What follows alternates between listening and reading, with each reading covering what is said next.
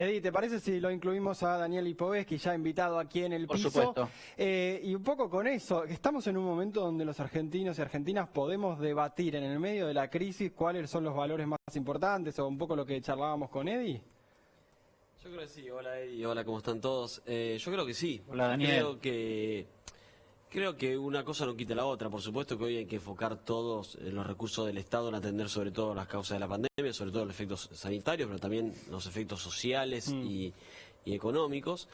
Pero también me parece que es una oportunidad para debatir esto que de alguna manera nos venimos planteando ya desde que se venimos planteando desde el año pasado, que es qué tipo de país queremos, y sobre todo con la pandemia es un buen momento también para atender, porque va mostrando algunos aspectos del país que a veces quedaban un poco tapados, ¿no? Como por ejemplo que el 94% de los barrios vulnerables de la Argentina no tengan agua potable. Entonces, en ese marco, me parece que en su momento la convocatoria al Consejo Económico y Social que había hecho el presidente y que finalmente no se dio, me parece que es una buena oportunidad para crearlo y empezar a debatir este tipo de cuestiones en ese Consejo, donde estén representados todos los sindicatos, las organizaciones empresarias, las organizaciones, la sociedad civil, la política, y empezar a pensar lo que viene después de la pandemia y cómo resolvemos los problemas que tiene hoy la Argentina, que han quedado muy expuestos, por supuesto, en una situación tan difícil con la que estamos viviendo, ¿no? Eddie. Daniel, coincido, yo creo que es el momento de no pasar por alto más, no perder más el tiempo en convocar a este Consejo Económico y Social, o como se llame, para empezar a convocar claro. una conversación en serio sobre todos los temas. Ahora, yo lo que te quiero preguntar es una cosa muy concreta, Daniel, en una pregunta que te la divido en dos. Primero, ¿por qué el debate político en la Argentina es tan berreta? La infectocracia, el comunismo sanitario. ¿Y cuánto tiene que ver la oposición, a la que vos por lo menos todavía perteneces, en esa mala calidad de debate público que tenemos en la Argentina?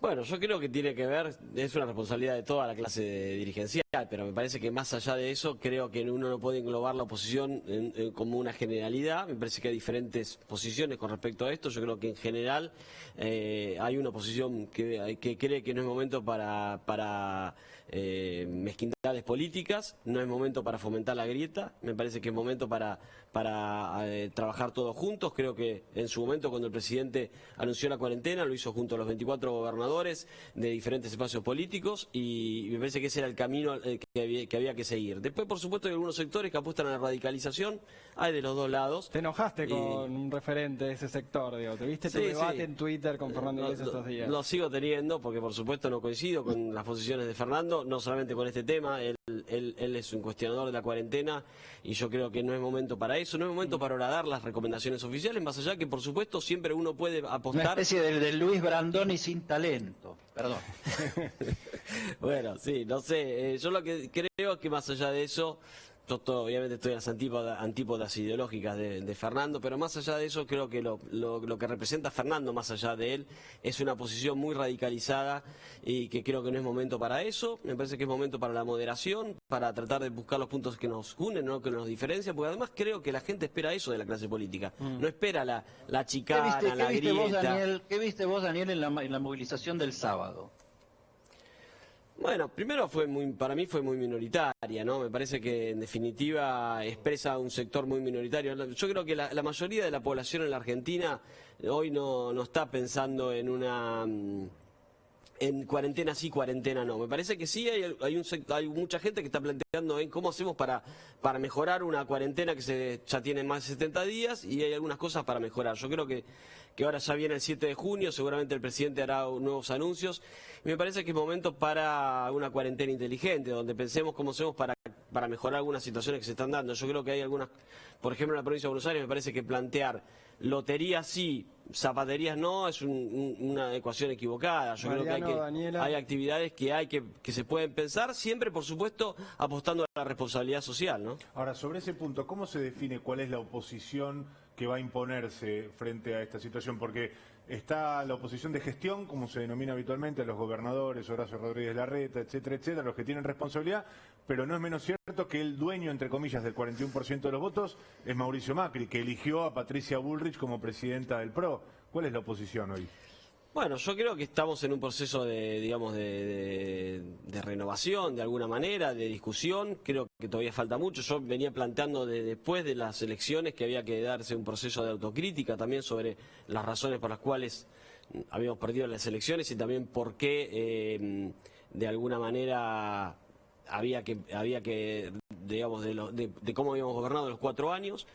Y creo que luego vino la pandemia, con lo cual no se dio, pero me parece que hoy es una nueva oportunidad para hacerlo. Y eso es una discusión que no tiene solamente que ver con los dirigentes, con las figuras dirigenciales, sino también con una discusión ideológica que hay que dar, ¿no? Yo creo que hay que recuperar una oposición moderada, pero también que exprese el centro. ¿Y cómo? De ¿Con la elecciones? ideológica. ¿Cómo sería eso? Bueno, es un debate que hay que empezar a darlo desde cada uno de los partidos políticos y después en general dentro de Juntos por el Cambio. Pero hay que ir hacia una moderación. Yo creo que después cada espacio político puede tener sus extremos, pero creo que los extremos tienen que adaptarse al centro, no al revés, donde los moderados tengamos que adaptarnos a los extremos, que en definitiva siempre expresan un sector muy minoritario de la población, y eso lo vemos claramente en cada una de las elecciones. Lipovetsky se vio el otro día en un Zoom, Adelante, a la ex gobernadora María Eugenia Vidal hablando y pidiendo ya el voto para 2021. ¿Se está hablando de eso en los Zoom de Juntos por el Cambio? No. Hay montones de Zoom claramente, porque es la manera de reunirnos. Lo que antes eran reuniones personales, ahora son por Zoom. Por lo tanto, esta fue alguna presión en un Zoom privado. Pero no, en general lo que estamos hablando, y justamente María Eugenia expresa eso. María Eugenia, fíjate que ha tenido una posición muy moderada, hasta ha guardado silencio, que creo que es correcto. Yo creo que es una decisión correcta y muestra la altura política que hable del voto en este momento, aunque sea privado. Lo hizo como un comentario privado, pero en realidad nadie de nosotros hoy, te lo puedo decir, nadie de nuestro espacio está saliendo a buscar hoy un voto, porque sería impropio. Además, realmente creo que la gente no está en condiciones ni siquiera de escucharnos en ese marco. Yo creo que la gente lo que está buscando hoy es que pensemos cómo resolver un montón de situaciones que nos plantea la pandemia, y que nosotros desde la oposición y también los que somos oficialismo, porque también hay cosas que se cruzan, ¿no? Nosotros tenemos que ser coherentes, no podemos tener una posición cuando somos oficialismo, por ejemplo en la Ciudad de Buenos Aires, y tener una posición distinta cuando somos oposición. Tiene que haber coherencia. Y si en el distrito que gobernamos estamos planteando que tenemos que mantener la cuarentena, no podemos ir después a la provincia de Buenos Aires y decir que se termina la cuarentena, o a plantear nuestros dirigentes nacionales cuestionar la cuarentena. Tiene que haber coherencia, y esa misma coherencia también se la reclamo a quienes el oficialismo en la provincia y es oposición en la ciudad, ¿no? Por supuesto. Eddie, una pregunta más para Daniel Lipovetsky. Sí, en línea con lo que planteaba Dani, iba yo a ir por ese lado. Mi pregunta es la siguiente, Daniel. Esta unidad en la acción que se da en la práctica con el tema de las medidas sanitarias por la pandemia, entre Alberto Fernández y Rodríguez Larreta, básicamente, está Kicillof también muy visible, pero eso tiene que ver con el AMBA. Yo los veo ahí a Alberto y a Rodríguez Larreta muy sintonizados, y a Alberto con todos los gobernadores, pero también con los gobernadores que no son peronistas y que son de Juntos por el Cambio. Los que están gobernando, oficialistas y opositores, ¿están superando la grieta o la están administrando para generar un terreno político más propicio para que estos actores jueguen? Porque yo creo que tanto Horacio como María Eugenia Vidal salieron a hablar del 2021 porque no encuentran otra manera de diferenciarse del presidente, y les preocupa eso electoralmente porque por exposiciones extremas el macrismo más duro y más puro los corre por derecha, no sé por dónde.